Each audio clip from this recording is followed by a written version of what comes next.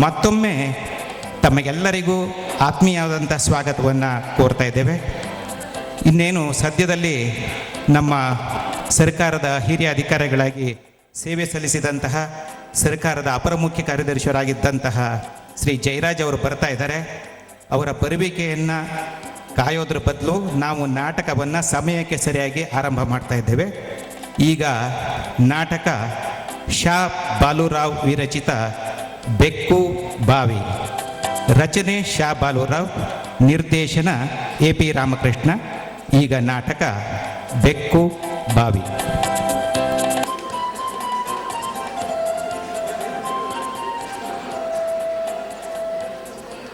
ವಾಸನೆ ರಾಘವೇಂದ್ರ ರಾಘವೇಂದ್ರ ಈಗೇನು ಗ್ರಾಚಾರ ಮಗು ಅಲ್ವೋ? ಆ ಬೆಕ್ಕನ್ನು ತೆಗೆಯೋದು ಯಾವ ಕಾಲಕ್ಕೆ, ಆಮೇಲೆ ಆ ನೀರು ಶುದ್ಧವಾಗಿ ನಾವೆಲ್ಲ ಕುಡಿಯೋಕ್ಕಾಗುವಾಗ ಆಗೋದು ಯಾವ ಕಾಲಕ್ಕೆ? ಈಗ ಸ್ನಾನಕ್ಕೂ ಕುಡಿಯೋಕ್ಕೂ ಏನೋ ಗತಿ? ಈಗ ಬಂದೆ ಸಾಮಾನು ತಂದು ಬೆಕ್ಕು ತೆಗೆದು ಹಾಕ್ತೀನಿ ಅಂತ ಹೋದ ಬೆಸ್ತರ್ ಗಂಗಾ ಇದುವರೆಗೂ ಬಂದಿಲ್ಲ. ಮೈ ಕೈ ನೋವು, ಮಂಡಿ ವಾಸು. ನಾನು ಹೇಗೋ ಹೊಳೆಗೆ ಹೋಗಿ ಸ್ನಾನ ಮಾಡ್ಕೊಂಡು ಬರ್ತಾ ಒಂದು ಚಂಬಲ್ ನೀರನ್ನು ತರಬಹುದು. ನನ್ನ ಪಾಡಿ ಹೇಗೋ ಆಗತ್ತಿ ಬಿಡು. ನೀವೆಲ್ಲ ಏನು ಮಾಡ್ತೀರಿ?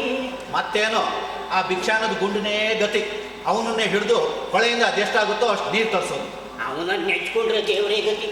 ಬೆಳಿಗ್ಗೆ ಬಂದವನೇ ಅಜ್ಜಿ ಎಂಟಾಣೆ ಹಾಗೆ ಗೊತ್ತು ಮಾಡಿಬಿಡಿ, ದಿನಕ್ಕೆ ಎಷ್ಟು ಬೇಕಾದರೂ ನೀರು ತರಿಸ್ಕೊಳ್ಳಿ ಅಂತ ಹೇಳಿ 2 ಸರ್ತಿ 2 ಕೊಡ ನೀರು ತಂದುಕೊಟ್ಟು ಈಗ ಬಂದೆ. ಹಿತ್ತಲಿಗೆ ಅವಸರ ಅಂತ ಹೇಳಬಹುದು ಮುಂದೆ ಗಂಡ. ಇದುವರೆಗೂ ಬಂದಿಲ್ವಲ್ಲ. ಭಾಳ ಜನ ಹೊಟ್ಟೆಗಿಲ್ದೆ ಇವತ್ತು ಯಾರ ಮನೇಲಿ ಮದುವೆ, ಯಾರ ಮನೇಲಿ ತಿಥಿ, ಯಾವ ಮಠದಲ್ಲಿ ಊಟ ಅಂತ ಬಿಟ್ಟು ಊಟಕ್ಕೆ ಕಾಯ್ತಾ ಇರ್ತಾರೆ. ಮರ್ಯಾದೆಗೆ ಸಂಪಾದಿಸೋ ಅವಕಾಶ ಸಿಕ್ತಾಗ ಸುಲಿಗೆ ಗೆಲ್ತಾರೆ. ವಾಸನೆ ಇದು ಬೇರೆ. ಎಲ್ಲಿ ಹಾಳಾಗಿ ನಾಡ್ತಾ ಇದೆಯೋ, ಕೊಳ್ತೋಗಿದೆಯೋ ಮಗು. ಅದೇನೋ ಗೇಟ್ ಶಬ್ದ ಆಯ್ತು ನೋಡು. ಆ ಬೆಸ್ತರ್ ಗಂಗಾ ಬಂದು ಏನೋ. ಬೆಸ್ತರ್ ಗಂಗಾ ಅಲ್ಲ, ಗುಂಡ ಬರ್ತಾ ಇದ್ದಾನೆ. ಗುಂಡ? ಹಾಂ. ಅಯ್ಯೋ ಮುಂದೆ ಬೆಳಿಗ್ಗೆಯಿಂದ ಏನು ಹಾಳಾಗಿ ಹೋಗಿದ್ಯೋ? ಹೋಗು, ಒಳಗೋಗಿ ಕೊಡ ತಗೊಂಡು ಹೊಳೆಯಿಂದ ನೀರು ತಗೊಂಡು ಬಾ. ಹೋಗು. ದುಡ್ಡು ದುಡ್ಡು? ಯಾವ ದುಡ್ಡು? ಬೆಳಗ್ಗೆ ನೀರು ತಂದು ಕೊಟ್ಟಿದ್ದು. ನೀನು ದುಡ್ಡು ಎಲ್ಲೂ ಹೋಗೋದಿಲ್ಲ ಕಣೋ. ಎಲ್ಲ ಕೊಡ್ತೀನಿ. ಮೊದಲು ಹೋಗಿ ಆ 10 ಗಂಟೆ ಮೊದಲೇ ಒಂದು 4 ಕೊಡ ನೀರು ತಗೊಂಡು ಬಾ. ಹೋಗು, ಬೆಳಿಗ್ಗೆವರೆಗೂ ಆಗುತ್ತೆ. ನಮ್ಮಪ್ಪ ಬೈದ್ರು, ಅಷ್ಟಾಗುತ್ತೆ ಯಾಕೆ ಒಪ್ಕೊಂಡೆ ಅಂತ. ದಿನಕ್ಕೆ 8 ಆಣೆ ತುಂಬಾ ಕಡಿಮೆ ಆಯ್ತು, ಕೊಡೋಕೆ 8 ಆಣೆ ಕೊಡೋದಾದ್ರೆ ತಂದ್ಕೊಡು, ಇಲ್ಲಾಂದ್ರೆ ಬಂದ್ಬಿಡು ಅಂತ ಹೇಳಿದ್ರು. ಇದೇನೋ ಮನೆಗೆ ಕೇಳೋದಕ್ಕೂ ಒಂದು ಇತಿ ಬೇಡವೆ ನೋಡೋ. ಮೊದಲು ಹೋಗಿ ನೀರು ತಂದು ಹಾಕು. ನಿಮ್ಮ ತಾಯಿನ ಕರೆದು ಮಾತನಾಡಿ ಎಲ್ಲ ಲೆಕ್ಕ ಚುಕ್ತ ಮಾಡ್ತೀನಿ. ಹೋಗೋ ಮುಂಡೆದೆ ಗುಂಡ. ನೀನು ಒಳ್ಳೆ ಗುಂಡ ಅಲ್ವೇನೋ ಮುಂಡೆದೆ. ನೋಡೋ, ಮೊದಲು ನೀರು ತಗೊಂಡು ಬಾ. ಇವತ್ತು ರಾತ್ರಿ ಪಲ್ಯ, ಹುಳಿ, ಸಾರು ಎಲ್ಲ ಕೊಡ್ತೀನಿ. ಹೋಗೋ ಮುಂಡೆದೆ, ಹೋಗೋ. ನಮ್ಮಪ್ಪ ಹೇಳಿದಾರೆ, ಹಿಂಗೇನಾದ್ರು ಊಟ ತಿಂಡಿ ಆಸೆ ತೋರಿಸಿ ಕುಸ್ಲಾಯಿಸ್ತಾರೆ, ಹುಷಾರಾಗಿರು ಅಂತ. ರಾಮ ನೀನು ಸುಮ್ಮನೆ ಇರೋ ಮಗು. ಅವನನ್ನು ಹೀಗೆ ಹೊಡೆದಟ್ಟು ಬಿಟ್ರೆ ನೀನು ಒಳಗೆ ಹೋಗಿ ನೀರು ತರ್ತೀಯಾ, ಅಥವಾ ಈ ವಯಸ್ಸಿನಲ್ಲಿ ನಾನು ಹೋಗಿ ಒಳಗೆ ನೀರು ತರಲು? ನೋಡು, ನಮ್ಮ ಕೈಯಲ್ಲಾಗದ ಕೆಲಸಕ್ಕೆ ಇಂಥವು ಕತ್ತೆ ಕಾಲ ಹಿಡಿಬೇಕು ಅಂತಾರಲ್ಲ, ಇಂಥವ್ರ ಕೈ ಕಾಲು ಹಿಡಿಲೇಬೇಕು. ರೀ, ನಿಮ್ ಭಿಕ್ಷಾನಿಗೆ ನಾನೇನು ಗೋತ್ಕೊಂಡಿಲ್ಲ, ಹೋಗ್ರಿ. ನಿಮ್ಮ ಊಟನೂ ಬೇಡ, ಏನು ಬೇಡ, ಹೋಗ್ರಿ. ಮಗು ಇನ್ನೊಂದ್ಸತಿ ಈ ಕಡೆ ಕಾಲಿಡು ಮಾಡ್ತೀನಿ. ರಾಘವೇಂದ್ರ ಹಾಳಾಗಬೇಕು, ಈ ಬಾವಿನಲ್ಲೇ ಬಂದು ಬಿಡ್ಬೇಕೆ. ರಾಘವೇಂದ್ರ ರಾಘವೇಂದ್ರ.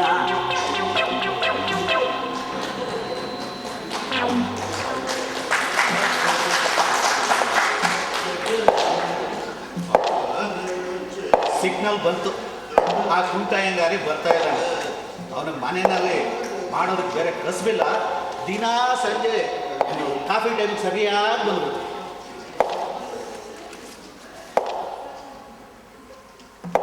ಏನ್ ಶಾಮರಾವ್, ಹೇಗಿದೆಯಪ್ಪ? ಏನೋ ನಡೆದ ಹಾಗಿದೆ ನೋಡ, ನಿನ್ನೆ ಸಂಜೆನೂ ಇದೇ ಪ್ರಶ್ನೆ ಕೇಳಿದ್ದು, ಮೊನ್ನೆ ಸಂಜೆನೂ ಇದೇ ಪ್ರಶ್ನೆ ಕೇಳಿದ್ದು, ಕಳೆದ 20 ವರ್ಷದಿಂದ ದಿನಾ ಸಂಜೆ ಇದೇ ಪ್ರಶ್ನೆ ಕೇಳ್ತಾ. ನಿನಗೆ ಉತ್ತರ ಕೊಡೋದಕ್ಕೆ ಅಂತ ನಾನು ದಿನಕ್ಕೊಂಥರ ಇರೋದಕ್ಕಾಗತ್ತೇನು? ನೋಡು, ದಿನಕ್ಕೊಂದೊಂದು ತರಹ ಇರುವುದಕ್ಕಾಗದೆ ಹೋದ್ರು ಇವತ್ತು ಮಾತ್ರ ನೀನ್ ಬೇರೆ ತರಹನೇ ಇದೆಯಾ ಅನ್ನೋದು ಆ ನಿನ್ನ ಧ್ವನಿಯಿಂದಲೇ ಗೊತ್ತಾಗುತ್ತೋ. ಶ್ರೀರಂಗನಾಥ, ಶ್ರೀ ಶ್ರೀನಾಥ.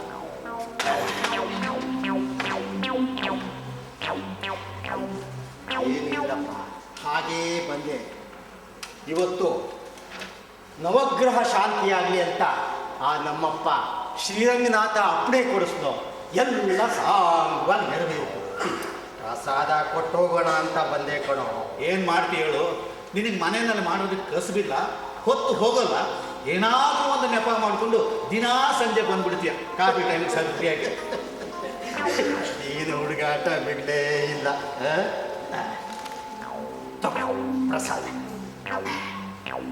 ಕಣ್ಣಿಗೆ ಹೊತ್ಕೊಂಡು ಬಾಯಿಗೆ ಹಾಕ್ಕೊಳ್ಳೋ. ಈ ಕಪಿ ಬೆರಳು ಗಾತ್ರದ ಬಾಳೆಹಣ್ಣಿನ ಪ್ರಸಾದ ಕೊಡೋದಕ್ಕೆ ಅಲ್ಲಿಂದ ಇಲ್ಲಿವರೆಗೂ ಈ ಕುಂಟಕಾಲ ಹೇಳ್ಕೊಂಡು ಬರ್ಬೇಕಾಗಿತ್ತೆ. ನಿನ್ನ ಮೊಮ್ಮಗನ ಕೊಟ್ಟಿದ್ರೆ ಅವ್ನು ಸಂತೋಷದಿಂದ ತಿನ್ಕೊಂಡಿರುವ. ನೋಡು, ಮುಂದಿನ ಸಲ ನೀನು ಹೇಳಿದಾಗೆ ಪೊಂಗಲ್ಲು ಪುಳಿಯೋಗರೆನೇ ನೈವೇದ್ಯಕ್ಕೆ ಮಾಡಿಸ್ತೀನೋ. ಇಲ್ಲಾಂದ್ರೆ ನೈವೇದ್ಯ ಮಾಡ್ಸೋಕ್ಕೆ ಹೋಗಬೇಡ. ಅಮ್ಮ, ತಾಯಿ, ಸ್ವಲ್ಪ ಬರ್ತೀರಾ? ಯಾರು?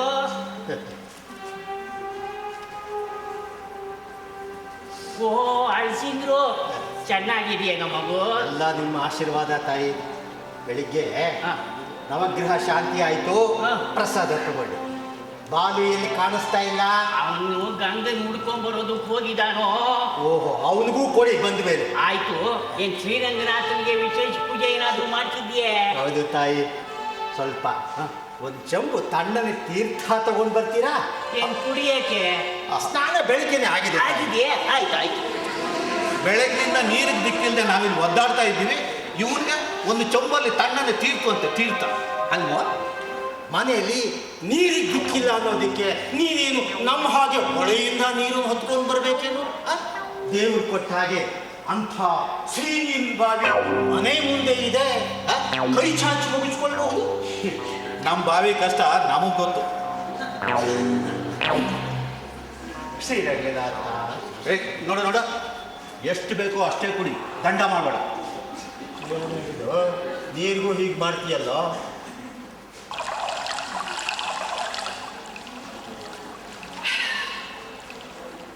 ಏನೋ ಅದು ನಿನ್ನ ಬಾವಿ ಕಷ್ಟ ಅಲ್ಲ. ಆ ಬಾವಿ ಬಂದ್ಬಿಟ್ಟು ನೀನು ಏನಾದರೂ ಹೇಳ್ತೆ, ನನಗೆ ಸಾಕಾಗೋಯ್ತು, ನೀರು ಕೊಡೋದಕ್ಕಾಗೋದಿಲ್ಲ ಅಂತ. ಅದು ಬಂದು ಹೇಳಲಿಲ್ಲ, ಬೆಕ್ಕಿನ ಕಡೆಯಿಂದ ಹೇಳಿಸ್ತು. ಬೆಕ್ಕಿನ ಕಡೆಯಿಂದ ಹೇಳಿಸ್ತು. ಏನೋ ಅದು ಒಗಟು ಹಾಗೆ ಮಾತಾಡ್ತಾ ಇದೀಯ. ಸ್ವಲ್ಪ ಬಿಡಿಸಿ ಹೇಳುವ. ನೋಡ, ಇವತ್ತು ಬೆಳಗಿನ ಜಾವ ಇನ್ನೂ ಮಸ್ಕು ನಮ್ಮ ಬಾಲುಗೆ ಉಚ್ಚೆ ಹುಯ್ಯೋದಕ್ಕೆ ಅಂತ ಎಚ್ಚರವಾಗಿದೆ. ಬಾಗಿಲು ತೆಕ್ಕೊಂಡು ಹೊರಗಡೆ ಬಂದಿದ್ದಾನೆ. ಅಲ್ಲಿ ಬಾವಿ ಕಟ್ಟೆ ಮೇಲೆ ಒಂದು ಕರಿ ಪಟ್ಟೆ ಬೆಕ್ಕು ಕೂತ್ಕೊಂಡು ಹೊಂಚು ಹಾಕ್ತಾ ಇದೆ. ಇನ್ನೇನು ಬಾವಿ ಒಳಗಡೆ ಬಿದ್ದೇ ಬಿಡುತ್ತೇನೋ ಅನ್ನೋ ಹಾಗೆ ಅಂಚಿನಲ್ಲೇ ಕೂತಿದೆ. ನಮ್ಮ ಬಾಲು ಅದನ್ನು ಓಡಿಸೋದಕ್ಕೆ ಅಂತೇಳಿ ಹೋಗಿದ್ದಾನೆ. ಬೆಕ್ಕು ಬಾವಿ ಒಳಗೆ ಉರುಳಿಕೊಂಡಿದೆ. ಅಲ್ವೋ, ಬೆಕ್ಕೆಲ್ಲಾದ್ರೂ ಬಾವಿದಲ್ಲಿ ಬೀಳೋದು ಉಂಟೇನೋ? ಅವನು ಆ ಬೆಕ್ಕು ಬಿದ್ದದನ್ನ ಬಾಲು ನೋಡಿದ್ನೇನೋ. ಬೆಳಿಗ್ಗೆ ಎದ್ಮೇಲೆ ಹೀಗಾಯ್ತು ಅಂತ ಹೇಳ್ದ. ನಾನು ಬಾವಿನಲ್ಲಿ ಬಗ್ ನೋಡಿದೆ. ಆಗ್ಲೇ ಬೆಕ್ಕು ಸತ್ತು ಮೇಲ್ ತೇಲ್ತಾ ಇದೆ. ತೇಲ್ತಿತ್ತೆ? ನೋಡಿದ್ರ? ಹೌದು, ತೇಲ್ತಿತ್ತು. ಇನ್ನೂ ತೇಲ್ತಾನೆ ಇದೆ. ಒಂದು ಕರ್ರಗ ಕುಪ್ಪೆ. ಹೋಗಿ ನೋಡು ನೋಡು. ಅದಕ್ಕೆ ಕಣೋ, ಬೆಳಗ್ಗೆಯಿಂದ ನೀರಿಗೆ ಸಮಸ್ಯೆ ಆಗಿದೆಯಪ್ಪ. ನಮ್ಮೂರಲ್ಲಿ ಎಲ್ಲರ ಬಾವಿನಲ್ಲೂ ಸಿಗೋ ನೀರೆಲ್ಲ ಬರೀ ಉಪ್ಪು. ಅದಕ್ಕೆ ಆ ಭಿಕ್ಷಾನ್ ಗುಂಡ ಇದ್ದಾನಲ್ಲ, ಅದೇ ಆ ನಂಜನ್ ಭಟ್ರ ಮಗ, ಅವನಿಗೆ ಹೇಳಿ ಎರಡೆರಡು ಸತಿ ಎರಡೆರಡು ಕೊಡ ನೀರು ತರಿಸಿದ್ದಾಯ್ತು. ದಿನಕ್ಕೆ 8 ಆಣೆಗೆ ಅಂತ ಒಪ್ಕೊಂಡಿದ್ದವನು ಈಗ ಕೊಡಕ್ಕೆ 8 ಆಣೆ ಕೊಡ್ಬೇಕು ಅಂತ ತಕರಾರು ಮಾಡ್ಕೊಂಡು ಹೋಗಿದ್ದಾನೆ. ಸ್ವಾಮಿ, ಬೆಕ್ ತೆಗ್ಸೋದಕ್ಕೆ ಏನು ಏರ್ಪಾಡು ಮಾಡಲಿಲ್ವೇನೋ? ಮಾಡಿದ್ರೆ ಏನು ಆಗಿದೆಯಾ? ಅಂದ್ರೆ ಆ ಬೆಸ್ತರ್ ಗಂಗನ್ಗೆ ಬೆಳಿಗ್ಗೆ ಹೇಳಿ ಕಳಿಸಿದ್ದೆ. ದುಡ್ಡು ಕಾಸು ಎಲ್ಲ ಮಾತಾಡಿ ಎತ್ತಾಕ್ತೀನಿ ಅಂತ ಹೇಳಿ ಈಗ ಬರ್ತೀನಿ ಅಂತ ಹೋದವನು ಇನ್ನೂ ಬರೋದ್ರಲ್ಲೇ ಇದ್ದಾನೆ. ನೋಡಪ್ಪ, ಹೋದ ಸಲ ಆ ಬಿಂದಿಗೆನು ಚೆಂಬುನು ಬಾವಿ ಇಳಿದು ಆ ಗಂಗಾನೆ ಕೊಟ್ಟಿದ್ದ. ಇನಿಯತ್ತಿನ ಸ್ವಾಮಿ, ಅದ್ಯಾಕೋ ಇವತ್ತು ಬರಲಿಲ್ವಲ್ಲ? ನಮ್ಮೂರಲ್ಲಿ ಬಾವಿಗೆ ಇಳಿಯೋದಕ್ಕೆ ಬರೋದು ಆ ಮುಟ್ಟಾಳನಿಗೆ ಒಬ್ಬನಿಗೆ ಹೊರತು ಬೇರೆ ಯಾರಿಗೂ ಬರೋದಿಲ್ಲೋ. ಹಾಗೆ ಈ ಸತ್ತು ಬೆಕ್ಕನ್ನು ತೆಗೆಸಿದ ಮೇಲೂ ಈ ನೀರನ್ನು ಕುಡಿಯೋಕೆ ಉಪಯೋಗಿಸೋದು ಹೇಗೆ ಅಂತ ನಾನು ಬೇರೆ ಕಾಣೆ. ಅದೇನು ಸತ್ತಿದೆಯೋ ಕೊಳ್ತಿದೆಯೋ ರಾಘವೇಂದ್ರ ರಾಘವೇಂದ್ರ. ಅದಕ್ಯಾಕೆ ಅಷ್ಟೊಂದು ಯೋಚನೆ ಮಾಡಿ ತಲೆ ಕೆಡಿಸ್ಕೊಳ್ತಾ ಇದ್ದೀರಾ? ನೋಡಿ, ಒಂದು ದಡಿಯ ಸುಣ್ಣ ತರಿಸ್ಬಿಟ್ಟು ಬಾವಿ ಒಳಗಡೆ ಹಾಕಿಸ್ಬಿಡಿ. 2 ದಿನ ಬಿಟ್ಟ ಮೇಲೆ ಪುರೋಹಿತರನ್ನ ಕರೆಸಿ ಪುಣ್ಯಾರ್ಚನೆ ಮಾಡಿಸ್ಬಿಡಿ. ಮೊದಲೊಂದು 2 ದಿನ ಆ ನೀರು ಕುಡಿಯೋದಕ್ಕೆ ಮನಸ್ಸಿಗೆ ಕಸಿಬಿಸಿ ಆಗುತ್ತೆ ನಿಜ. ಆಮೇಲೆ ಎಲ್ಲವೂ ಮರ್ತು ಹೋಗುತ್ತೆ, ಅಭ್ಯಾಸವೂ ಆಗೋಗುತ್ತೆ. ಅದೆಲ್ಲ ಆಮೇಲೆ ಈ ಹಾಳಾದ ಗಂಗಾ ಅದು ಯಾವಾಗ ಬರ್ತಾನೋ, ಆ ಬೆಕ್ಕನ್ನ ಅದು ಯಾವಾಗ ತೆಗಿತಾನೋ, ನಾವು ಅಲ್ಲಿವರೆಗೂ ನೀರು ಕುಡಿಯೋದಕ್ಕೆ ಏನು ಮಾಡೋದು ಗೊತ್ತಾಗ್ತಾ ಇಲ್ಲ. ಆಗದ್ದಾಗತ್ತೆ ಬಿಡು, ನೀನು ಯಾಕೆ ಯೋಚನೆ ಮಾಡ್ತೀಯಾ? ಆ ದೇವರಿದ್ದಾನೆ ನೋಡ್ಕೋತಾನೆ ಅಲ್ವಾ ಶಾಮಿ? ರಾಘವೇಂದ್ರ ರಾಘವೇಂದ್ರ. ಬೆಕ್ಕನ್ನು ತೆಗೆಯೋದಕ್ಕೆ ಬೆಸ್ತರ್ ಗಂಗಾ ಬರಲಿಲ್ಲ ಅಂತ, ಹೊಳೆಯಿಂದ ನೀರು ತಂದು ಕೊಡೋದಕ್ಕೆ ಗುಂಡ ಇಲ್ಲ ಅಂತ ನೀರು ಕುಡಿಯೋದನ್ನು ಬಿಟ್ಬಿಡೋಕ್ಕಾಗುತ್ತೇನೋ? ಬದುಕೋದನ್ನು ನಿಲ್ಸೋದಕ್ಕಾಗುತ್ತೇನೋ? ಇಂಥವುಗಳೆಲ್ಲ ಕೂಡಿಯೇ ಜೀವನ ಕಣೋ, ಜೀವನ. ವೇದಾಂತ ಹೇಳೋದಕ್ಕೆ ಏನಂತೆ, ಏನಾದರೂ ಉಪಾಯ ಹುಡುಕೋದ್ಬಿಟ್ಟು ಉಪಾಯ ಏನೋ ಬಂತು ಅಂತ ಸಮಯ ಬಂದರೆ ನಾವೇ ಹೊಳೆಗೆ ಹೋಗ್ಬಿಟ್ಟು ನೀರನ್ನು ಹೊತ್ಕೊಂಡು ಬರಬೇಕಪ್ಪ. ಅಥವಾ ಬಾವಿ ಗಿಳಿದ್ಬಿಟ್ಟು ನಾವೇ ಬೆಕ್ಕನ್ನು ತೆಗೆದು ಹಾಕೋದು. ಬಾವಿ ಆಳನ್ನು ನೋಡ್ದಾಗುತ್ತೆ. ದುಂಡು ದುಂಡಾಗಿ ಮಾತಾಡೋದು ಬಹಳ ಸುಲಭ. ನಿಮ್ಮನೆ ಬಾವಿಲೇ ಬೆಕ್ಕು ಬಿದ್ದಿದ್ರೆ ನೀನು ಅದನ್ನು ತೆಗೆದು ಹಾಕ್ತಿದ್ದೆ ಅಲ್ವೇ? ಬೆಕ್ಕು ಬೀಳೋದಕ್ಕೆ ನಮ್ಮ ಮನೆಯಲ್ಲಿ ಬಾವಿನೇ ಇಲ್ವಲ್ಲೋ? ಒಂದು ವೇಳೆ ಬಾವಿನೂ ಇದ್ದು ಬೆಕ್ಕು ಬಿದ್ದಿದ್ರೆ ಖಂಡಿತ ಇಳಿದು ಎತ್ತ ಹಾಕ್ತಾ ಇದ್ನೋ? ಹಠ ಕಟ್ಟು ನಿಮ್ಮ ಬಾವಿಗೆ ಇಳಿದ್ಬಿಟ್ಟು ಬೆಕ್ಕನ್ನು ಎತ್ತಾಕ್ತೀನಿ ಇಲ್ವೋ ನೋಡು. ಏನು, ನೀನು ಬಾವಿಗೆ ಇಳಿತೀಯ? ನಿನಗೆ ಬಾವಿಗೆ ಇಳಿಯೋದಕ್ಕೆ ಬರ್ತೀಯ? ನನಗೇನು ಬರೋದಿಲ್ವೋ ಸ್ವಾಮಿ? ಬಾವಿ ಎಷ್ಟು ಆಳ ಇದೆಯೋ? ಏನೊಂದು 20-25 ಅಡಿ ಇರಬಹುದು ಅಷ್ಟೇನೆ. ನಾನು ಇಳಿತಿದ್ದ ಬಾವಿಗಳು 40-50 ಅಡಿ ಕಮ್ಮಿನೇ ಇರ್ತಿರ್ಲಿಲ್ಲ. ಅಮ್ಮ, ಅಳಸಿಂಗ್ಳಿಗೆ ಬಾವಿಗೆ ಇಳಿಯೋದಕ್ಕೆ ಬರುತ್ತಂತೆ. ಅವನೇ ಬಾವಿಗೆ ಇಳಿದು ಬೆಕ್ಕನ್ನ ಎತ್ತ ಹಾಕ್ತಾನಂತೆ ಅಲ್ವಾ? ಅಳಸಿಂಗ್ಳು, ನೀನು ಬಾವಿಗೆ ಇಳಿಯೋದನ್ನ ಹೇಳ್ತಂತೆ? ಅದೊಂದು ದೊಡ್ಡ ಕತೆ ಕಣ. ನಾವು ಬಾಲ್ಯದಲ್ಲಿ ಇದ್ದಿದ್ದು ಮೇಲ್ಕೋಟೆ, ಬೆಟ್ಟದ ಮೇಲೆ ಮನೆ. ಹಿತ್ತಲಲ್ಲಿ ಒಂದು ಬಾವಿ ಇರೋದು. ನಮ್ಮ ಮನೆಯಲ್ಲಿ ಒಂದು ಪಾಟಿ. ಅದೇ ನಮ್ಮ ತೀರ್ಥರೂಪರು ಮುತ್ತಜ್ಜಿ. ವಯಸ್ಸು 90 ವರ್ಷ. ಕಣ್ಣು ಕಲ್ಲು ಕುರುಡು. ನಿಂಗೆ ಗೊತ್ತಲ್ಲಪ್ಪ, ನಮ್ಮ ಅಯ್ಯಂಗಾರಲ್ಲಿ ಸ್ವಲ್ಪ ಮಡಿ ಜಾಸ್ತಿ. ನಮ್ಮ ಪಾಟಿಗೂ ಬಾವಿ ನೀರೇ ಆಗಬೇಕು, ಅದು ತಾನೇ ಸೇದ್ಕೋಬೇಕು. ಇಷ್ಟಾದರೂ ಒಂದು ದಿನವೂ ಹಗ್ಗನ ಕುಡಿಕೆ ಸರಿಯಾಗಿ ಬಿಗಿದಿದ್ದೇ ಇಲ್ಲ ನೋಡಿ.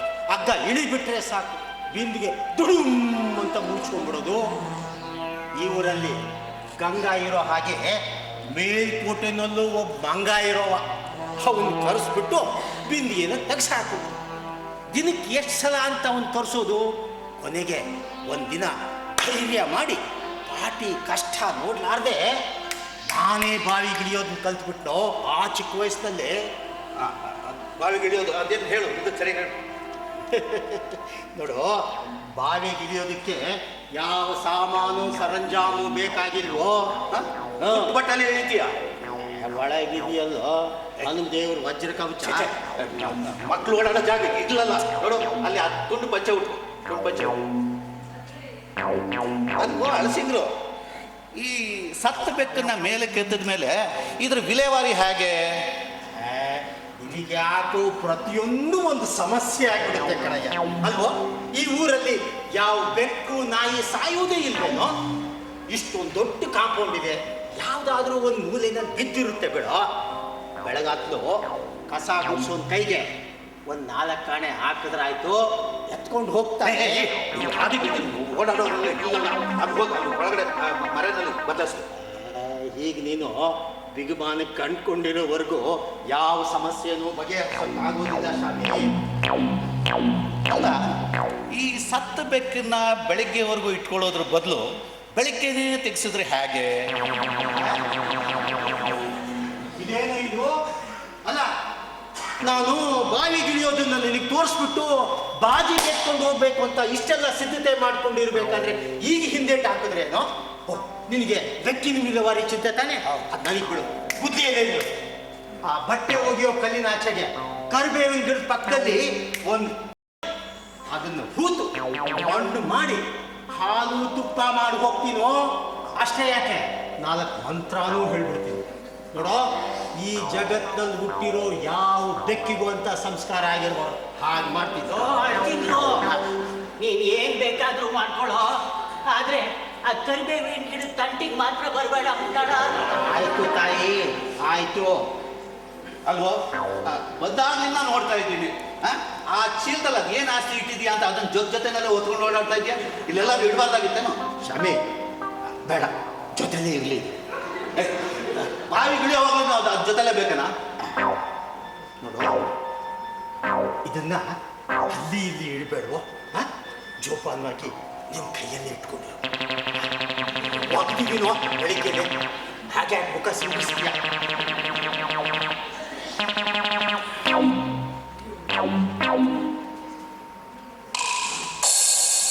ಸ್ವಾಮಿ, ನಿನ್ನ ಬಾವಿ 20 ಅಡಿ ಆಳ ಅಂದ್ಯಲ್ಲೋ, ಇದು ನೋಡಿದ್ರೆ 50 ಅಡಿಗೂ ಕಡಿಮೆ ಆದಿಲ್ವಲ್ವೋ? ಯಾಕೋ ಕಾಲು ನಡುತ್ತಿರೋ ಹಾಗಿದೆ, ಮೇಲ್ ಬರೋದು ಅನುಮಾನವೋ ಹೇಗೆ? ಅಪ್ಶಕ್ನ ಬಿಟ್ಟು ಅಲ್ಲ, ಒಳಗಡೆ ಇಕ್ಕಟ್ಟು ಕತ್ಲು ಕೌಚ್ಕೊಂಡಿದೆಯಲ್ಲೋ. ಬಾವಿ ಇಳಿಯೋದಕ್ಕೆ ಬರುತ್ತೆ ತಾನೇ?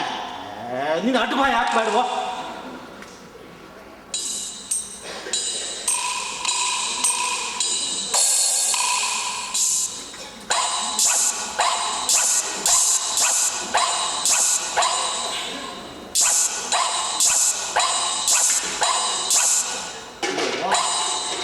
ಬೆಟ್ಟನ್ನ ತೆಗಿತೀನಲ್ಲ, ಎತ್ತಿ ಇದರೊಳಗೆ ಹಾಕಿಬಿಟ್ಟು ಆಮೇಲೆ ಹೇಳ್ಕೊಡ್ತೀನಿ.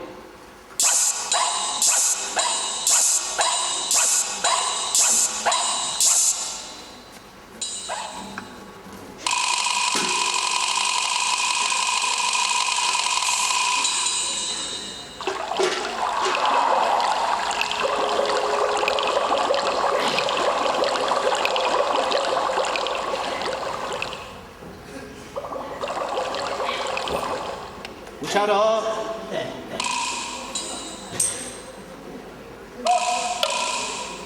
ಶಾಮಿ, ಬಾಜಿ ನಿಜ ತಾನೇ, ಹುಡುಗಾಟ ಅಲ್ವಲ್ಲ? ಇಳಿದ್ರೆ 20 ರೂಪಾಯಿ ಖಂಡಿತ ಕೊಡ್ತೀಯ ತಾನೇ? ಬರೀ ಇಳಿದ್ರಲ್ಲ, ಇಳಿದ್ಬಿಟ್ಟು ಬೆಕ್ಕರಿ ಎತ್ತ ಹಾಕ್ಬೇಕು. ಅದಕ್ಕೆ ತಾನೇ ಇಳಿಯೋದು. ನೋಡು, ನನಗೇನು ಆಗಲ್ಲ. ಒಂದು ವೇಳೆ ಹಾಗೇನಾದರೂ ಆದರೆ ನನಗೆ ಸಂದಾಯವಾಗಬೇಕಾಗಿರೋದು ನನ್ನ ವಾರಸ್ದಾರಿಗೆ ತಲುಪುತ್ತೆ ತಾನೆ. ನನಗೆ ಯಾರೋ ಇದ್ದಾರೆ, ಒಬ್ಬ ಮಗಳು, ಒಂದು ಮೊಮ್ಮಗಳು ಅಷ್ಟೇ ಕಣೋ. ಸ್ವಾಮಿ, ಸ್ವಲ್ಪ ಈ ಕಡೆ ಅಲ್ಲೇ ಇರು, ಅಲ್ಲೇ ಇರು, ಅಲ್ಲೇ ಇರು, ಅಲ್ಲೇ ಇರು. ಈ ಹಗ್ಗನ ಸ್ವಲ್ಪ ಗಟ್ಟಿಯಾಗಿ ಹಿಡ್ಕೊಂಡಿರು.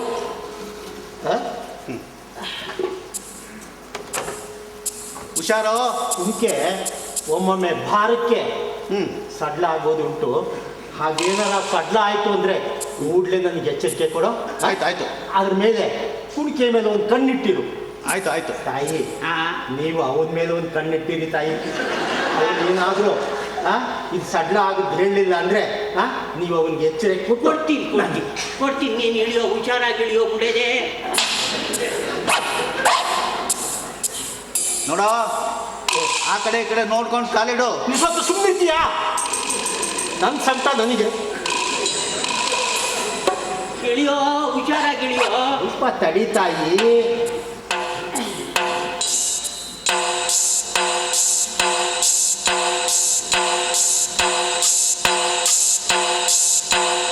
ಎಲ್ಲೋ ಗೂಡೆ ಸರಿಯಾಗಿ ಮಾಡಿಸಿಲ್ಲ ಬಾವಿಗೆ.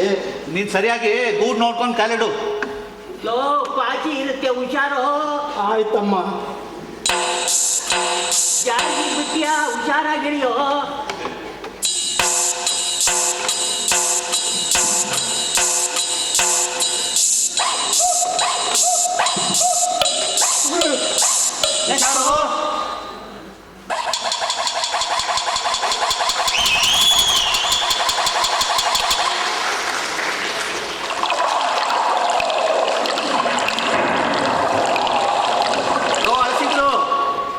ಹುಷಾರು.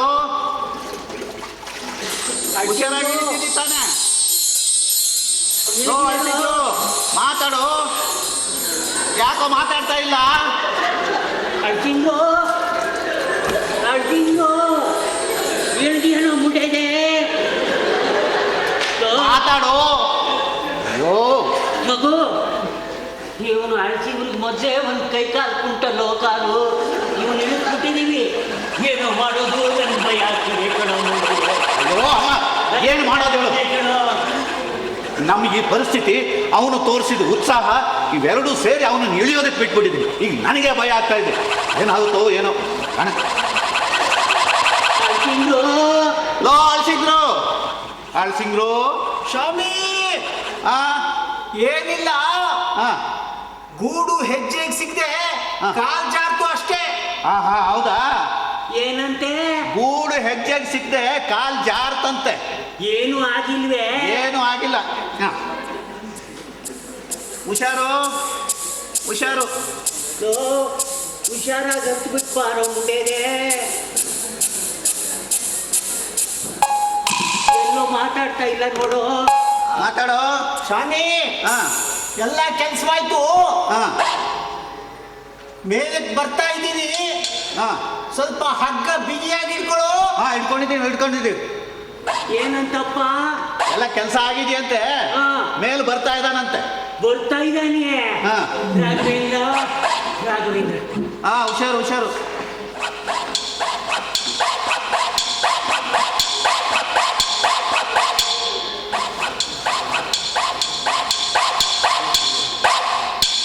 ಬರ್ತಾ ಇದೆಯೇನೋ?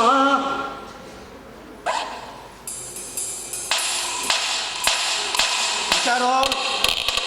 ಮೆತ್ತಿಗೆ ಬಾರೋ.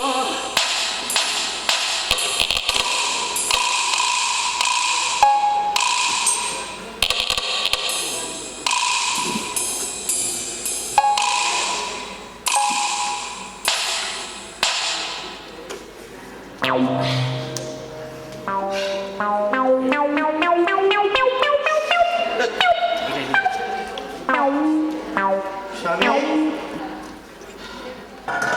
ಎಲ್ಲ ಕೆಲಸವಾಯ್ತು. ಎಲ್ಲ ಶ್ರೀರಂಗನಾಥ ಏನು ಆಗಲಿಲ್ಲ ನನಗೆ. ಬೆಕ್ಕನ್ನ ಎತ್ಬಿಟ್ಟು ಬಕೆಟ್ನಲ್ಲಿ ಹಾಕಿ ಸ್ವಲ್ಪ ಸುಧಾರಿಸಿಕೊಟ್ಟು ತೆಗೆದುಕೊಡ್ತೀನಿ. ಏನಾಯ್ತು? ರಕ್ತ? ಅಯ್ಯೋ, ಕಾಲಕ್ಕೆ ಗಾಯ ಆಗಿದೆಯಲ್ಲೋ?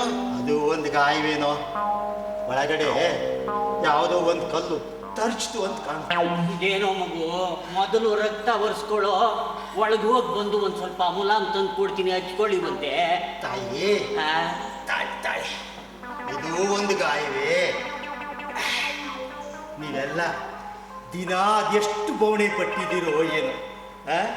ನಿಮ್ಮ ಬೆಕ್ಕನ್ನ ನೋಡುವರಂತೆ ಎತ್ತು ಕೊಡ್ತೀನಿ. ಆ ನೀರಲ್ಲಿ ನೆಂದ ಬೆಕ್ಕನ್ನ ನೀನು ಮುಟ್ಟಿ ಮೈಲಿಗೆ ಆಗಿರೋದು ಸಾಲದು ಅಂತ ನಮ್ಮನ್ನು ನೋಡಿ ಮೈಲಿಗೆ ಆಗ್ಬೇಕೆ? ಅದ್ರ ವಿಲೇವಾರಿ ಹಾಗೂ ಇತ್ಯರ್ಥ ಆಗಿದೆ. ಅಲ್ಲೇ ಹಿಂದೆ ಎಲ್ಲರೂ ಒಂದು ಸಣ್ಣದಾಗಿ ಗುಂಡಿ ತೋಡ್ಬಿಟ್ಟು ಹೂತು ಹುಡುಕು. ನೋಡಪ್ಪ, ತೋಡ್ತಾ ಆಳವಾಗಿ ತೋಡ್ಬೇಕು ಗುಂಡಿನ. ಆಯ್ತು ತಾಯಿ. ಆಮೇಲೆ ಮಣ್ಣನ್ನು ಮೆತ್ತಿ ಇಡಬೇಕು. ಇಲ್ದಿದ್ರೆ ರಾತ್ರಿ ಹೊತ್ತು ಯಾವ್ದಾದ್ರು ನಾಯಿನೋ ನರಿನೋ ಬಂದು ಬಣ್ಣನ ಬಗ್ದಾಕು. ಹುಷಾರು. ಅಲ್ವೋ, ನೀನು ಬಾಜಿ ಕಟ್ಬಿಟ್ಟು 20 ರೂಪಾಯಿ ಜುಲ್ಮಾನೆ ಬೇರೆ ಕೊಡ್ತಾ ಇದೀಯ. ಅಂದಮೇಲೆ ಅದರ ದರ್ಶನ ಆಗ್ಲಿ ಕೊಡು. ಪ್ರಥಮ ಅಂತಿಮ ದರ್ಶನ.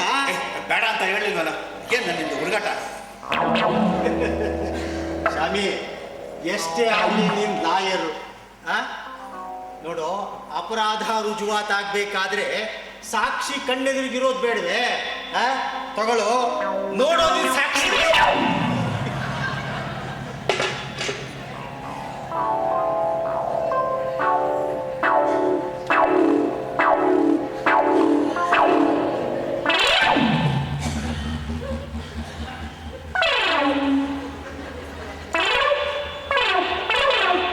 ಮಗು, ಇದೇನೋ ಇದು ನಮ್ಮ ಬಾಲು ಸ್ವೆಟರ್ ಆಗಿದ್ದಾಗಿದೆಯಾ? ಇದ್ದ ಹಾಗಿರೋದೇನು, ಅದು ಬಾಲು ಸ್ವೆಟರೇ. ಹೌದೇ? ಎಲ್ಲೋ ಬೆಕ್ಕು. ಬೆಕ್ಕಲ್ಲೋ? ಬೆಕ್ಕನ್ನು ತೆಗಿಲಿಲ್ವೇ? ಶಾದಿ, ನೀನ್ ದೊಡ್ಡ ಕ್ರಿಮಿನಲ್ ಲಾಯರ್ ಅಲ್ವೋ? ಬೆಕ್ಕೆಲ್ಲಾದ್ರೂ ತಾನೇ ತಾನಾಗಿ ಬಾವಿನಲ್ಲಿ ಬೀಳೋದುಂಟೇನೋ ಅದು ಯಾರಾದರೂ ಹೊರಗಡೆ ಹೊಡೆದು ಬಾವಿನಲ್ಲಿ ಹಾಕಿದ್ರೆ ಆ ಮಾತು ಬೇರೆ. ಹಾಗಾದ್ರೆ ಬಾವಿನಲ್ಲಿ ಬೆಕ್ಕು ಬಿದ್ದಿರ್ಲಿಲ್ವೇ? ಬೆಕ್ಕಿಗೆ ಒಂದಲ್ಲ 9 ಜೀವ. ಬದುಕೋಕೆ ಅಂತಲೇ ಹುಟ್ಟಿರೋ ಬೆಕ್ಕು ಅಷ್ಟು ಸುಲಭವಾಗಿ ಬಾವಿಲಿ ಬೀಳೋದುಂಟೇನೋ? ಇನ್ನೇನು ಬಾವಿನಲ್ಲಿ ಮುಗಿಸ್ಕೊಳ್ತು ಅನ್ನೋವಾಗ ಅದ್ರ ಮೈಯಲ್ಲಿ ಮಿಂಚು ಮೂಡ್ ಬರುತ್ತೆ ಕಣೋ, ಚಂಗನೆ ಹಾರಿ ತಪ್ಪಿಸ್ಕೊಳ್ಳುತ್ತೆ. ಸಾವನ್ನ ಹೆಜ್ಜೆ ಹೆಜ್ಜೆಗೂ ಸತಾಯಿಸುತ್ತೆ, 1000 ಸಲ ಸತಾಯಿಸುತ್ತೆ. ಅದು ಅರ್ಥವಾಗೋದು ನನ್ನಂಥವನಿಗೆ ಕಣೋ, ನನ್ನಂಥವನಿಗೆ. ಸದಾ ಬದುಕಿನ ಬಾವಿ ಮೇಲೆ ಕೂತು ಬಿದ್ದು ಬೀಳದ ಹಾಗೆ ನಾಜೂಕಾಗಿ ಬದುಕು ನಡೆಸಬೇಕಾಗಿ ಬಂದಿರೋ ನನ್ನಂಥವ್ರಿಗೆ ಕಣೋ, ನನ್ನಂಥವರಿಗೆ. ಮತ್ತೆ ಬಾಲು ಹೇಳ್ದ ಬಾವಿ ಒಳಗೆ ಬೆಕ್ಕು ಬಿದ್ದಿದ್ದನ್ನ ನೋಡಿದೆ ಅಂತ ಹುಡುಗ ಹೇಳ್ಬಿಟ್ಟ, ನೀನು ನಂಬಿಬಿಟ್ಟೆ. ನೋಡೋ, ಬಹುಶಃ ಅದು ಹೀಗಾಗಿರಬಹುದು. ಬೆಳಗಿನ ಜಾವ ಹುಡುಗನಿಗೆ ಹುಚ್ಚೆಗೆ ಅವಸರ ಆಗಿದೆ ನಿಜ. ಹೊರಗಡೆ ಬಂದಿದ್ದಾನೆ, ನಿದ್ದೆಗಣ್ಣು ಮಸುಕು ಬಾವಿ ಮೇಲೆ ಬೆಕ್ಕು ಕೂತಿದೆ. ಅದ್ರ ಹೊಟ್ಟೆಪಾಡು ಎದಕ್ಕೋ ಹೊಂಚು ಹಾಕ್ತಾ ಇದೆ. ಈ ಹುಡುಗ ಬೆಕ್ಕೆಲ್ಲಿ ಬಾವಿನಲ್ಲಿ ಬೀಳುತ್ತೋ ಓಡಿಸೋಣ ಅಂತ ಕೈಗೆ ಸಿಕ್ಕಿದ್ದನ್ನು ತೆಗೆದು ಎಸ್ದಿದ್ದಾನೆ. ಬೆಕ್ಕು ಛಂಗಂತ ಹಾರಿ ತಪ್ಪಿಸ್ಕೊಂಡಿದೆ. ಇವನು ಎಸ್ತದ್ದು ಬಾವಿನಲ್ಲಿ ಧುಪ್ ಅಂತ ಬಿದ್ದಿದೆ. ಹಾಗಾದ್ರೆ ಬಾವಿನಲ್ಲಿ ಬೆಕ್ಕು ಬಿದ್ದಿರಲಿಲ್ಲ ಅಂತ ನಿನಗೆ ಮೊದಲೇ ಗೊತ್ತಿತ್ತೆ? ವಿಷಯ ತಿಳಿದಾಗ ಅನುಮಾನ ಬಂತು, ಇಲ್ಲೇನೋ ತರ್ಕ ತಪ್ಪಿದೆ ಅಂತ. ಆದರೂ ಬೆಕ್ಕು ಬಾವಿಲಿ ಬಿದ್ದಿರಲಿ ಅಂತಲೇನೆ ದೇವ್ರಿಗೆ ಹರಕೆ ಹೊತ್ಕೊಂಡು ಬಂದಿದ್ನೋ. ಇಲ್ಲಿ ಬಂದು ಬಾವಿನಲ್ಲಿ ಬಗ್ಗು ನೋಡಿದ ಮೇಲೆ ನನ್ನ ಅನುಮಾನ ಖಚಿತವಾಯಿತು ಕಣೋ, ಖಚಿತವಾಯಿತು. ಅಲ್ವೋ? ಬಾವಿನಲ್ಲಿ ಬೆಕ್ಕು ಬಿದ್ದಿಲ್ಲ ಅಂತ ಗೊತ್ತಿದ್ದು ಯಾಕೋ ಬಾವಿ ಬೀಳಕೋತೆ? ಅದನ್ನೆಲ್ಲ ಕಟ್ಕೊಂಡು ಏನೋ ಮಾಡ್ತೀಯಾ? ತೆಗೆ 20 ರೂಪಾಯಿ. 50 ರೂಪಾಯಿ ಹೋಗ್ಬೇಕು. ಯಾವ 20 ರೂಪಾಯಿ? ಇದೇನು ಸ್ವಾಮಿ ಹೀಗಂತೀಯಾ? ಅಲ್ವೋ, ನಿನಗೆ ಮಾಡಕ್ ಮನೇಲಿ ಕಸಬಿಲ್ಲ, ಇಲ್ಲಿ ಬಂದ್ಬಿಟ್ಟು ನಮ್ಮನ್ನು ಚುಡಾಯಿಸ್ತಾ ಇದೆಯಾ? ಜೊತೆಗೆ ಈ 20 ರೂಪಾಯಿ ಚೌಕಾಸಿವ್ರೆ. ಸ್ವಾಮಿ ಹಾಗೆ ಮಾಡಬೇಡ ಕೊಡು, ಇದು ಅನ್ಯಾಯ. ಒಮ್ಮೆ ಮಾತಾಡಿದ ಮೇಲೆ ಆ ಮಾತಿನಂತೆ ನಡಿಬೇಕು ಕಣೋ, ನಡಿಬೇಕು. ಏನಪ್ಪ ಮಾತಾಗಿದ್ದು? ನೋಡು, ನೀನು ಬಾವಿಗೆ ಇಳಿಬೇಕು, ಬೆಕ್ಕದ್ದು ತೆಗೆದು ಹಾಕಬೇಕು, ಆಮೇಲೆ ನಾನು ನಿನಗೆ 20 ರೂಪಾಯಿ ಕೊಡಬೇಕು ಅಂತ ತಾನೇ ಕರಾರಾಗಿದ್ದು. ಹಾಗಾದ್ರೆ ಬಾವಿನಲ್ಲಿ ಬೆಕ್ಕು ಬಿದ್ದಿರಲಿಲ್ಲ ಅಂತ ನಿನಗೆ ಮೊದಲೇ ಗೊತ್ತಿತ್ತೆ? ವಿಷಯ ತಿಳಿದಾಗ ಅನುಮಾನ ಬಂತು, ಇಲ್ಲೇನೋ ತರ್ಕ ತಪ್ಪಿದೆ ಅಂತ. ಆದರೂ ಬೆಕ್ಕು ಬಾವಿಲಿ ಬಿದ್ದಿರಲಿ ಅಂತಲೇನೆ ದೇವ್ರಿಗೆ ಹರಕೆ ಹೊತ್ಕೊಂಡು ಬಂದಿದ್ನೋ. ಇಲ್ಲಿ ಬಂದು ಬಾವಿನಲ್ಲಿ ಬಗ್ಗು ನೋಡಿದ ಮೇಲೆ ನನ್ನ ಅನುಮಾನ ಖಚಿತವಾಯಿತು ಕಣೋ, ಖಚಿತವಾಯಿತು. ಅಲ್ವೋ? ಬಾವಿನಲ್ಲಿ ಬೆಕ್ಕು ಬಿದ್ದಿಲ್ಲ ಅಂತ ಗೊತ್ತಿದ್ದು ಯಾಕೋ ಬಾವಿ ಬೀಳಕೋತೆ? ಅದನ್ನೆಲ್ಲ ಕಟ್ಕೊಂಡು ಏನೋ ಮಾಡ್ತೀಯಾ? ತೆಗೆ 20 ರೂಪಾಯಿ. 50 ರೂಪಾಯಿ ಹೋಗ್ಬೇಕು. ಯಾವ 20 ರೂಪಾಯಿ? ಇದೇನು ಸ್ವಾಮಿ ಹೀಗಂತೀಯಾ? ಅಲ್ವೋ, ನಿನಗೆ ಮಾಡಕ್ ಮನೇಲಿ ಕಸಬಿಲ್ಲ, ಇಲ್ಲಿ ಬಂದ್ಬಿಟ್ಟು ನಮ್ಮನ್ನು ಚುಡಾಯಿಸ್ತಾ ಇದೆಯಾ? ಜೊತೆಗೆ ಈ 20 ರೂಪಾಯಿ ಚೌಕಾಸಿವ್ರೆ. ಸ್ವಾಮಿ ಹಾಗೆ ಮಾಡಬೇಡ ಕೊಡು, ಇದು ಅನ್ಯಾಯ. ಒಮ್ಮೆ ಮಾತಾಡಿದ ಮೇಲೆ ಆ ಮಾತಿನಂತೆ ನಡಿಬೇಕು ಕಣೋ, ನಡಿಬೇಕು. ಏನಪ್ಪ ಮಾತಾಗಿದ್ದು? ನೋಡು, ನೀನು ಬಾವಿಗೆ ಇಳಿಬೇಕು, ಬೆಕ್ಕದ್ದು ತೆಗೆದು ಹಾಕಬೇಕು, ಆಮೇಲೆ ನಾನು ನಿನಗೆ 20 ರೂಪಾಯಿ ಕೊಡಬೇಕು ಅಂತ ತಾನೇ ಕರಾರಾಗಿದ್ದು. ನೀನು ಬಾವಿಗೆ ಇಳಿದೆ, ಆದರೆ ಬೆಕ್ಕನ್ನು ತೆಗಿಲಿಲ್ಲ. ಅಂದಮೇಲೆ ನೀನು ಏನು ಕೆಲಸ ಮಾಡಬೇಕಾಗಿತ್ತು ಆ ಕೆಲಸನ ಪೂರ್ತಿ ಮಾಡಿಲ್ಲ. ಅಂದಮೇಲೆ ನಿನಗೆ ಆ ದುಡ್ಡು ಕೊಡೋ ಪ್ರಶ್ನೆನೇ ಬರೋದಿಲ್ಲ. ಅಲ್ವೋ? ಅಲ್ಲಿ ಇಲ್ಲದೆ ಇರೋ ಬೆಕ್ಕನ್ನು ನಾನು ಎಲ್ಲಿಂದ ತೆಗಿಲಿ ಹೇಳೋ? ಸುಮ್ಮನೆ ಯಾಕೆ ಮಾತು? ಹೋಗ್ಲಿ, ನೀನು ಬೆಕ್ಕಿಗೆ ಇಳಿದೆ, ಅಲ್ಲ ಬಾವಿಗೆ ಇಳಿದೆ, ಬೆಕ್ಕನ್ನ ತೆಗಿಲ್ಲ ಅಂದಮೇಲೆ ಅರ್ಧ ಕೆಲಸ ಆದಂಗಾಗಿದೆ. ಆದ್ದರಿಂದ ನಿನಗೆ 20ರಲ್ಲಿ ಅರ್ಧ 10 ಕೊಡ್ತೀನಿ. ಬೇಕಾದ್ರೆ ಈ ಸ್ವೆಟರ್ನೂ ತೊಗೊಂಡು. ನಾನು ಚೌಕಾಶಿ ಮಾಡ್ತಾ ಇಲ್ಲ ಶಾಮ್ರೋ, ನಿನಗೆ ಗೊತ್ತಿಲ್ಲ ಆ 20 ರೂಪಾಯಿ ನನಗಿವತ್ತು ಅದೆಷ್ಟು ಮುಖ್ಯ ಅಂತ. ಅದನ್ನು ಸಂಪಾದನೆ ಮಾಡಿದೆ, ಮನೆ ಮೆಟ್ಟಲು ತುಳಿಯೋಲ್ಲ ಅಂತ ಮಕ್ಕಳ ಮೇಲೆ ಆಣೆ ಇಟ್ಟು ಬಂದಿದ್ದೆ ಕಣೋ. ಅಲ್ವೋ? ನಮ್ಮ ಮನೆ ಬಾವಿಲಿ ಬೆಕ್ಕು ಬಿದ್ದಿದೆ, ನಾವಿಲ್ಲಿ ಬರದಾಡ್ತಾ ಇರ್ತೀವಿ ಅಂತ ನಿನಗೇನಾದ್ರು ಕನಸು ಬಿದ್ದಿತ್ತೇನೋ? ಅದು ಒಂದು ರೀತಿಲಿ ಕನಸೆ ಅಂತ ಇಟ್ಕೊಳ್ಳೋ. ಬೆಳಗ್ಗೆನೇ ವಿಷಯ ಗೊತ್ತಾಯ್ತು ಅಂತಲೇ ಬಂದಿದ್ದು. ಬೆಳಿಗ್ಗೆ ಮನೆಯಲ್ಲಿ ಪೂಜೆ ಪಾರಾಯಣ ಮುಗಿಸಿ ಹೊರಗಡೆ ಬಂದು ದೊಡ್ಡ ಚಿಂತೆ. ತುರ್ತಾಗಿ ಇವತ್ತು ಕನಿಷ್ಠ 20 ರೂಪಾಯಿ ಬೇಕಾಗಿತ್ತು ಕಣೋ, 20 ರೂಪಾಯಿ ಬೇಕಾಗಿತ್ತು. ಅಯ್ಯೋ ದೇವ್ರೇ, ಏನಪ್ಪ ಹೀಗಾಗೋಯ್ತಲ್ಲ ಅಂತ ಯೋಚನೆ ಮಾಡ್ತಾ ಹೊರಗಡೆ ಜಗಲಿ ಮೇಲೆ ನಿಂತಿದ್ದೆ. ಅದೇ ಹೊತ್ತಿಗೆ ಬೆಸ್ತರ ಗಂಗಾ ನಮ್ಮ ಮನೆ ಮುಂದೆ ಹೋಗ್ತಾ ಇದ್ದ. ನಾನು ನೋಡಿ ಕೈ ಮುಗಿದೆ ಬುದ್ಧಿ, ಚೆಂದಾಗಿದ್ದೀರಾ ಅಂದ. ಗಂಗಾ, ಏನು ಸಮಾಚಾರ, ಎಲ್ಲಿಗೂ ಹೊರಟಿದೀಯಾ ಅಂತ ಕೇಳಿದ್ದಕ್ಕೆ ನಿಮ್ಮ ಮನೆ ಬಾವಿನಲ್ಲಿ ಬೆಕ್ಕು ಬಿದ್ದಿರೋದನ್ನು ತಿಳಿಸ್ಬಿಟ್ಟು, ಬುದ್ಧಿಯಾರ ಇವತ್ತು ಮಂಗಳವಾರ, ಕಸಬ್ದಾರಿ ಯಾರಾದರೂ ಬಾವಿಯಾಗಿಳಿಯೋದುಂಟಾ? ಮತ್ತೆ ಆ ಗೋಳೆ ಮಗ ಅರ್ಧ ಗಂಟೆ ಸಾಮಾನು ತಗೊಂಬಂದು ಬೆಕ್ಕನ್ನ ತೆಗೆದು ಹಾಕ್ತೀನಿ ಅಂತ ಬಗಳದ. ಅದನ್ನೂ ಹೇಳಿದ್ನೋ, ಬುದ್ಧಿಯವರಿಗೆ ಮುಂಗೋಪ ಜಾಸ್ತಿ, ನಿಜ ಹೇಳಿದ್ರೆ ಎಗರು ಬೀಳ್ತಾರೆ, ಅದಕ್ಕೆ ಸುಳ್ಳು ಹೇಳಿ ಬಂದಿವ್ನಿ, ನಾಳೆ ಹೋಗಿ ತೆಗೆದು ಹಾಕ್ತೀನಿ ಎಂದ. ತಕ್ಷಣ ನನಗೇನೂ ಹೊಳಿತಿಕೊಂಡು ಬದುಕಿದೆ ಅಂದುಕೊಂಡೆ. ಆ ಶ್ರೀರಂಗನಾಥನೇ ಬೆಸ್ತರ ಗಂಗನ ರೂಪದಲ್ಲಿ ಬಂದು ನನಗೆ ದಾರಿ ತೋರಿಸ್ತಿದ್ದಾನೆ ಅಂದ್ಕೊಂಡೆ. ಶಾಮಿ, ಬದುಕೋದಕ್ಕೆ ಇದೊಂದು ಕಸುಬು ಮಾಡಿರಲಿಲ್ಲ. ಗಂಗನ್ನ ಕೂಡಿಸಿ 4 ಬಾಳೆಹಣ್ಣು ಪ್ರಸಾದ ಅಂತ ಕೈ ಕೊಟ್ಟು, ಗಂಗಾ ಬಾವಿಗಿಳಿಯೋದು ಹೇಗೋ ಅಂತ ಅವನಿಂದ ವಿವರವಾಗಿ ಕೇಳಿ ತಿಳ್ಕೊಂಡೆ ಕಣೋ, ಕೇಳಿ ತಿಳ್ಕೊಂಡೆ. ಮತ್ತೆ ಹುಡುಗನಲ್ಲಿ ಮೇಲ್ಕೋಟೆ ಬೆಟ್ಟದ ಮೇಲೆ ಬಾವಿ ಮೇಲೆ ದಿನಕ್ಕೆ 2 ಸಲ ಹತ್ತು ಇಳಿದು ಮಾಡ್ತಾ ಇದ್ದೆ ಅಂದೆ. ಸುಳ್ಳು ಕಣೋ, ಎಲ್ಲ ಸುಳ್ಳು ಅಲ್ವೋ. ಬೆಟ್ಟದ ಮೇಲೆ ಅಂತಹ ಬಾವಿನೋ, ಅಲ್ಲೇನಿದ್ರು ಮಳೆ ನೀರು ಹೊಂಡುಗಳು ಕೊಳಗಳು ಅಷ್ಟೇನೆ. ಬದುಕೋದಿಕ್ಕೆ ಇದೊಂದು ಕಸುಬು ಮಾಡಿರ್ಲಿಲ್ಲ ನೋಡು, ಇವತ್ತು ಅದನ್ನೂ ಮಾಡಬೇಕಾಗಿ ಬಂತು. ಮನಸ್ಸಿನಲ್ಲಿ ಒಂದೇ ಹೊಯ್ದಾಟ, ಈ ಬದುಕು ಸಾವಿನ ಆಟ ಆಡೋದೇ ಬೇಡವೆ ಅಂತ. ಸಂಜೆ ಆಗ್ತಾ ಬಂತು, ನನ್ನ ನಿರ್ಧಾರನ ಬದಲಾಯಿಸೋ ಹಾಗಿರ್ಲಿಲ್ವೋ. ಬೆಳಕರಿದ್ರೆ ಗಂಗಾ ಬಂದ್ಬಿಟ್ಟು ನನಗೆ ಸಿಕ್ಕ ಅವಕಾಶವನ್ನ ಕಸ್ಕೊಂಡು ಬಿಡ್ತಾನೆ. ದೇವ್ರೆ, ಆದದ್ದಾಗ್ಲಪ್ಪ ಅಂತ ಅವನ ಮೇಲೆ ಭಾರ ಹಾಕಿ ಬಂದಿದ್ದೆ ಕಣು.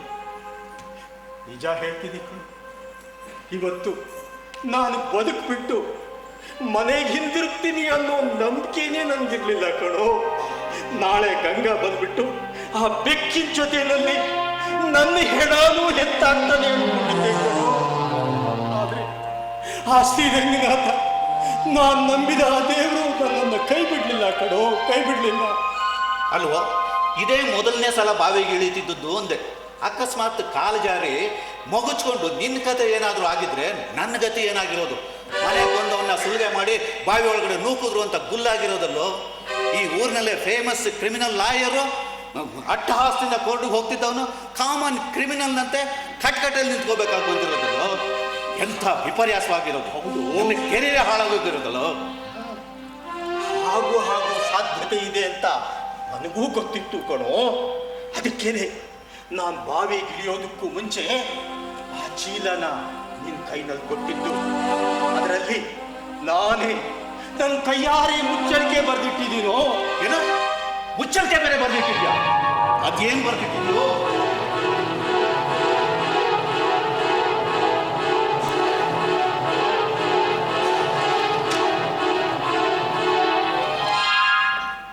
ಜೀವನದಲ್ಲಿ ಬೇಸರ ತಡೆಯಲಾರದೆ ಆತ್ಮಹತ್ಯೆಯ ಹೊರತು ಬೇರೆ ದಾರಿ ಇಲ್ಲವೆಂಬ ನಿರ್ಧಾರಕ್ಕೆ ಬಂದು ಹೊಳೆಯಲ್ಲಿ ಸಾಕಷ್ಟು ನೀರಿಲ್ಲದ ಕಾರಣ ಲಾಯರ್ ಶ್ಯಾಮರಾಯರ ಮನೆಗೆ ಬಂದು ಅವರ ಕಣ್ಣು ತಪ್ಪಿಸಿ ಸ್ವಂತ ಇಚ್ಛೆಯಿಂದ ಅವರ ಮನೆಯ ಬಾವಿಗೆ ಬಿದ್ದು ಪ್ರಾಣ ಕಳೆದುಕೊಳ್ಳುತ್ತಿದ್ದೇನೆ. ಇದಕ್ಕೆ ನನ್ನ ಹೊರತು ಬೇರೆ ಯಾರೂ ಯಾವ ರೀತಿಯಲ್ಲಿಯೂ ಹೊಣೆಗಾರರಲ್ಲ. ಸಹಿ NS ಅಳಸಿಂಗ್ರಾಚಾರ್. 3 ಡ್ರಾಫ್ಟ್ ಇನ್ನೂ ಮಜಬೂತಾಗಿ ಬರಿಬೋದಿತ್ತಲ್ಲೋ. ಅದು ಅಲ್ಲದೆ ಇದು ಅನ್ರಿಜಿಸ್ಟರ್ಡ್ ಬಿಲ್ಲು. ಇದರ ವ್ಯಾಲಿಡಿಟಿ ಕ್ವಶನಬಲ್. ಜೀವನದಲ್ಲಿ ಬೇಸರ, ಆತ್ಮಹತ್ಯೆ ಇವು ನನ್ನ ಜಾಯಮಾನಕ್ಕೆ ಬಂದದ್ದಲ್ವೋ. ಇಷ್ಟು ವರ್ಷಗಳು ಕಷ್ಟ ದುಃಖ ನಗುತ್ತಾ ನುಂಗಿಕೊಂಡು ಬಾಳದವನು ಕಣೋ, ನಗುತ್ತಾ ನುಂಗಿಕೊಂಡು ಬಾಳ. ಈಗ ಆ ಇಲ್ಲದ ಎಲ್ಲ ಜಾಡ್ಯಗಳು ನನ್ನ ನೀವೇ ಅಂತ ಒಪ್ಕೊಂಡು ಮುಚ್ಚಳಿಕೆ ಬರೆದಿಟ್ಟು ಪ್ರಾಣ ಕಳ್ಕೊಳ್ಳೋದು ಏನು ಕಡಿಮೆ ವಿಪರ್ಯಾಸವೇ? ನನಗೆ ಪ್ರಿಯವಲ್ಲದ ಒಂದು ಅಭಿಪ್ರಾಯ, ನಾನು ಸತ್ತ ಮೇಲೂ ಸದಾ ಕಾಲ ನನಗೆ ಅಂಟಿಕೊಂಡು ಈ ಊರಿನ ಸ್ಥಳ ಪುರಾಣಗಳಲ್ಲಿ ಶಾಶ್ವತವಾಗಿ ಉಳಿದಿರೋದು. ಯಾವ ಅಳಸಿಂಗಾಚಾರ್ಯರು ಅಂದೇಟ್ಗೆ ಅದೇ ಆ ಲಾಯರ್ ಶ್ಯಾಮರಾವ್ ಅವ್ರ ಮನೆ ಬಾವಿಗೆ ಬಿದ್ದು ಪ್ರಾಣ ಕಳ್ಕೊಂಡ್ರಲ್ಲ, ಆ ಅಳಸಿಂಗಾಚಾರ್ಯರು ಅಂತ ಜನ ಆಡ್ಕೊಳ್ಳೋ ಹಾಗಾಗಿರೋದು. ಪರಿಸ್ಥಿತಿ ಹೀಗಿದ್ದು 20 ರೂಪಾಯಿ ಮಾತಾಡಿ ಈಗ 10 ರೂಪಾಯಿ ಇಳಿತಾ ಇದೆಯಲ್ಲ, ನನಗೆಂಥ ತುರ್ತಿದೆ ಅಂತ ನಿನಗೇನೋ ಗೊತ್ತು? ಏನಪ್ಪ ಅದು ಅಂಥ ತುರ್ತು? ಬಾವಿ ಬಿದ್ದು ಪ್ರಾಣ ಕಳ್ಕೊಂಡ್ರು ಸರಿಯೇ 20 ರೂಪಾಯಿ ಸಂಪಾದಿಸ್ಲೇಬೇಕು ಅನ್ನೋ ಅಂಥದ್ದು?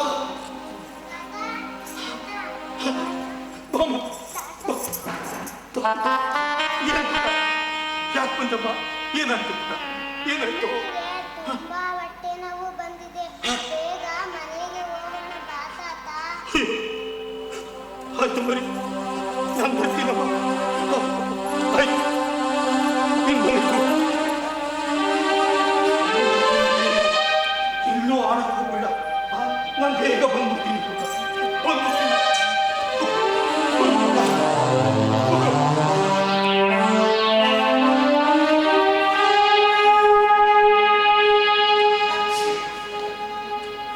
ಶ್ಯಾಮರಾವ್, ತುರ್ತು ಅರ್ಥವಾಯ್ತೇನೋ?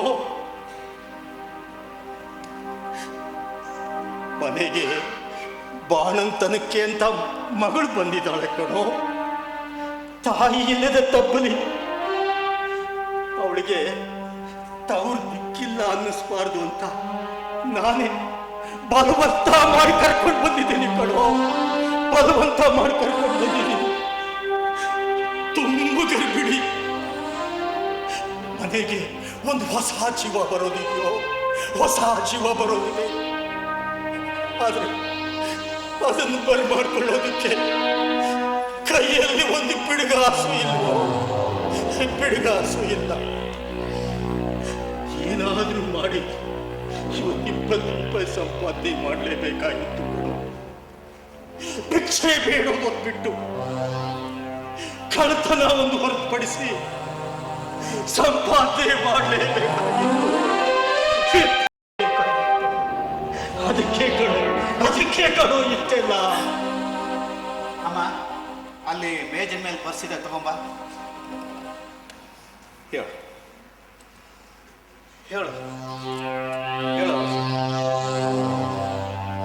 ನಂಬೋಕಾಗದ್ದನ್ನ ಮಾಡಿ ತೋರಿಸ್ಬಿಟ್ಟಿಯಲ್ಲೋ ಅಳಸಿಂಗ. ನೀನು ಫಟಿಂಗ ಕಣೆ, ಫಟಿಂಗ.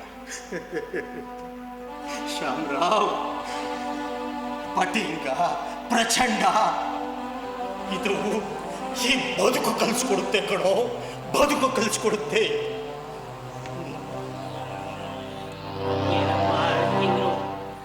ಪರಿಸ್ಥಿತಿ ಹೀಗಿದೆ ಅಂತ ಗೊತ್ತಿದ್ದು ವಿಷಯ ನಮ್ಗೆ ಹೇಳೋದು ಬಿಟ್ಟು ಇಷ್ಟೊಂದು ಪಜಿತಿ ಪಡಬೇಕಾಗಿತ್ತೇನೋ ಮುಂಡೆದೆ. ನಾವೇ ನಿಮ್ಮ ದೂರದವನಾಗ್ಬೇಕು. ಅಮ್ಮ, ನಾನು ದೂರದವನಾಗಿದ್ರೆ ನಿಮ್ಮ ಬಾವಿಗೆ ಬಂದು ಹೇಳ್ತಿದ್ದ ತಾಯಿ. ತಗೋ.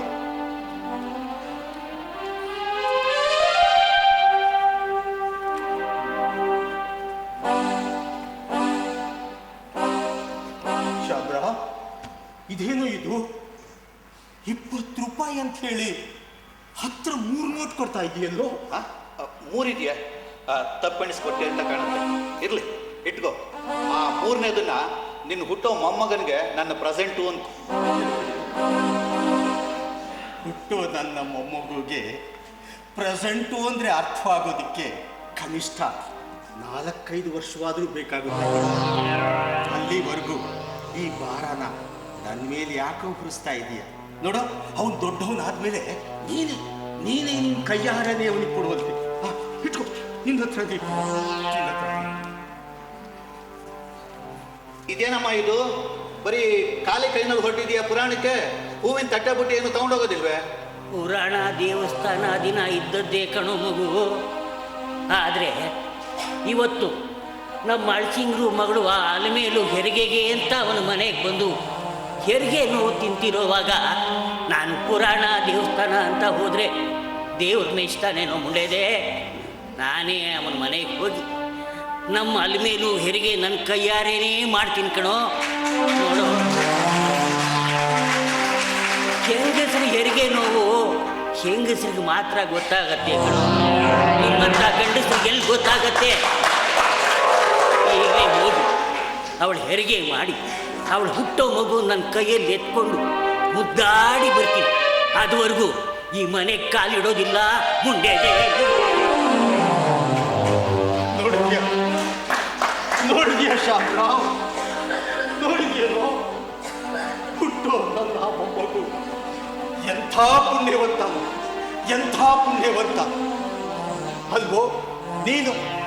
ಈ ಊರಿಗೆ ದೊಡ್ಡ ಕ್ರಿಮಿನಲ್ ಲಾಯರು. ನಿನ್ನ ತಾಯಿ ಕೈನಲ್ಲಿ ಎತ್ತಿಸ್ಕೊಂಡು ಈ ಪ್ರಪಂಚಕ್ಕೆ ಬರೋದಿದಾನೋ, ಪ್ರಪಂಚಕ್ಕೆ ಬರೋದಿದೆಯೋ ಆ ಮೊಮ್ಮಗು ಎಂಥ ಪುಣ್ಯವಂತ. ಎಲ್ಲ ನಮ್ಮಪ್ಪ ಶ್ರೀರಂಗನಾಥನ ಬೇಕು ಶ್ರೀರಂಗನಾಥ.